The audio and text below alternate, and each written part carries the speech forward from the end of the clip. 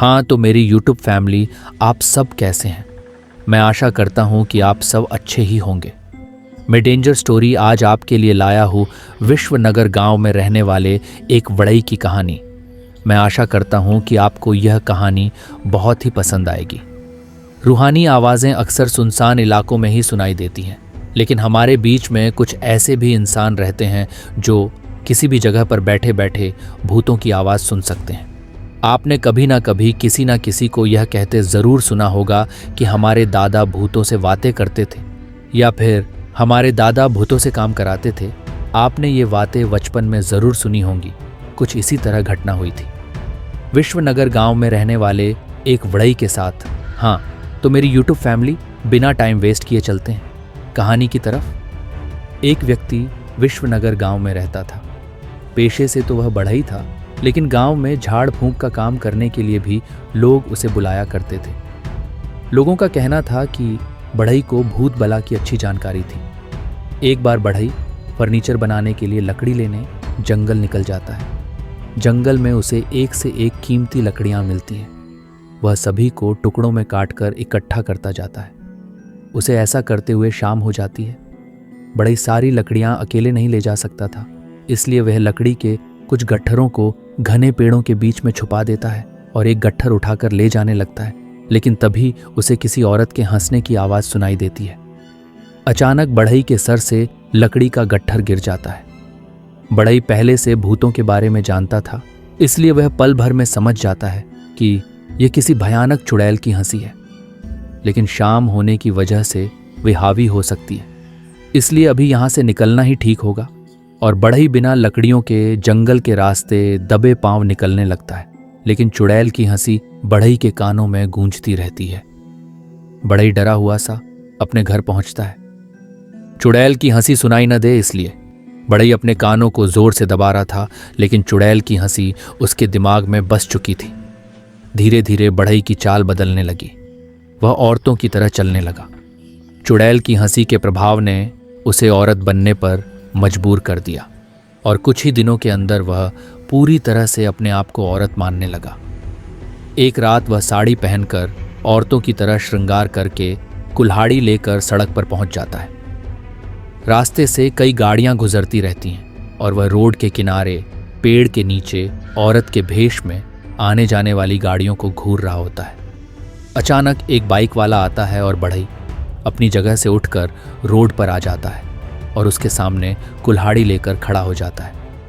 Bike सवार सुनसान रास्ते में एक औरत को खड़ा देख डर जाता है और लड़खड़ाकर रोड पर ही गिर जाता है। उसके गिरते ही बढ़ई उसके पास पहुंचकर उसके सीने में कुल्हाड़ी से कई वार करता है और देखते ही देखते बाइक सवार की जान निकल जाती है। सड़क पर एक व्यक्ति की इतनी दर्दनाक मौत से पूरे शहर में सनसनी फैल जाती है।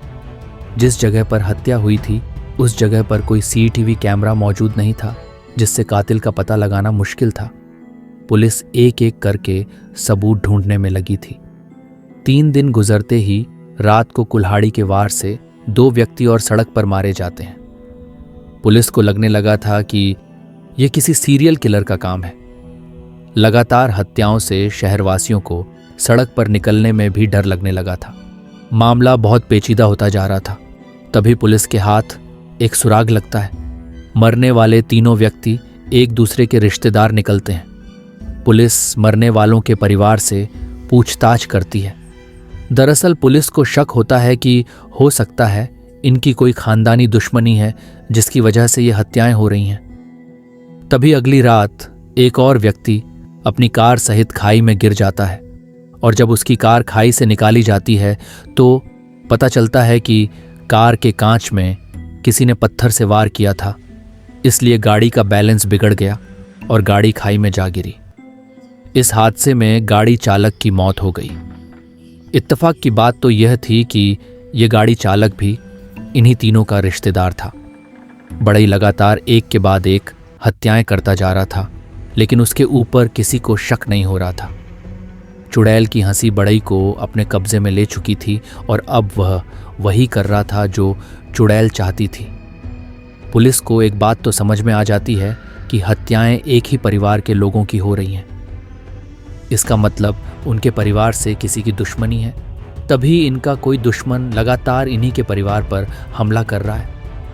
अब पुलिस उस परिवार के सभी ऐसे रिश्तेदारों की सूची तैयार करती है जो उस शहर में रह रहे होते हैं, ताकि उनको बचाने के लिए सुरक्षा दी जा सके। और एक रात बड़ी कुल्हाड़ी लेकर जा रहा होता है, तभी एक व्यक्ति की नज़र उस पर पड़ती है।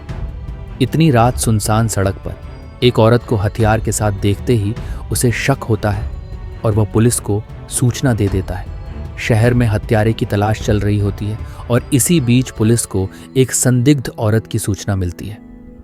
पुलिस तुरंत मौके पर पहुंच जाती है और बढ़ई को चारों तरफ से घेर कर गिरफ्तार कर लिया जाता है। गिरफ्तारी के वक्त बढ़ई चुड़ैल की तरह हंसने लगता है।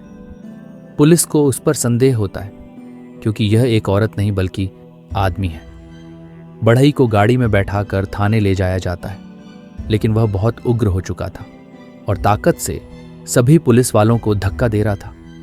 10-10 पुलिस वाले उसे काबू में करने में लगे हुए थे। बढ़ई को हथकड़ी लगाकर बांध दिया जाता है और जब उससे पुलिस पूछताछ करती है तो वह अजीब से जवाब देता है। वह शक्ल से आदमी था, लेकिन वह अपने जवाब एक औरत की तरह दे रहा होता है। पुलिस ऑफिसर को लगता है कि शायद ये पागल है, इसलिए वह मानसिक रोग विशेषज्ञ को बुलाते हैं ताकि उसके बारे में पता लगाया जा सके। मनोचिकित्सक आते ही बता देता है कि यह पागल नहीं बल्कि अपने अंदर किसी औरत को बैठा चुका है और अब यह एक अलग ही दुनिया की बातों को सोचकर हत्याएं कर रहा है। पुलिस को मनोचिकित्सक का उत्तर संतोषजनक नहीं लगता। अचानक एक हवलदार कहता है कि हमें भूत भगाने वाले ओझा को भी बुलाना चाहिए, शायद इसके अंदर कोई प्रेतात्मा आई हो। पुलिस ऑफिसर इन सब बातों पर यकीन नहीं करते, लेकिन केस को आगे बढ़ाने के लिए कुछ न कुछ तो करना ही था। श्मशान से एक ओझा को पुलिस की जीप में बैठाकर लाया जाता है। ओझा आते ही बढ़ई के चेहरे में विभूति फेंकता है और बढ़ई तुरंत सब कुछ बताने लगता है और आधे घंटे के अंदर ही पुलिस को सारी कहानी समझ में आ जाती है। दरअसल 3 माह पहले एक बस बारात लेकर सड़क से जा रही थी और रास्ते में एक लड़की उसी बस से टकरा जाती है और वह घायल हो जाती है। तभी बस में बैठे बाराती उतरकर उसे अस्पताल पहुंचाने की वजह वहीं किनारे जंगल में ले जाकर एक गड्ढे में मरा हुआ समझकर जिंदा ही दफना देते हैं। और ये वही लड़की की आत्मा है जो बढ़ई के अंदर आकर उन्हीं के रिश्तेदारों को एक एक करके मार रही है जो उस बारात में शामिल थे। पुलिस को सारा मामला समझ में आ जाता है। पुलिस ओझा से कहती है कि आप अपनी प्रक्रिया पूरी करिए और उस प्रेतात्मा को बढ़ई के शरीर से बाहर निकालिए। ओझा अपनी पूजा विधि के द्वारा चुड़ैल को काबू में कर लेता है। ओझा प्रेतात्मा को विश्वास दिलाता है कि उसके साथ न्याय होगा, वह लोगों की हत्या करना बंद कर दें। और इसी दौरान बढ़ई बेहोश हो जाता है और कुछ समय के बाद जब उसे होश आता है तो वह सामान्य बर्ताव करने लगता है। पुलिस उसी जंगल में जाकर उस लड़की की लाश का पता लगाती है और एक एक करके सभी रिश्तेदारों को हिरासत में लिया जाता है। बढ़ई के ऊपर हत्याओं का इल्जाम होता है, लेकिन बढ़ई को पूरी तरह से दोषी नहीं ठहराया जाता है।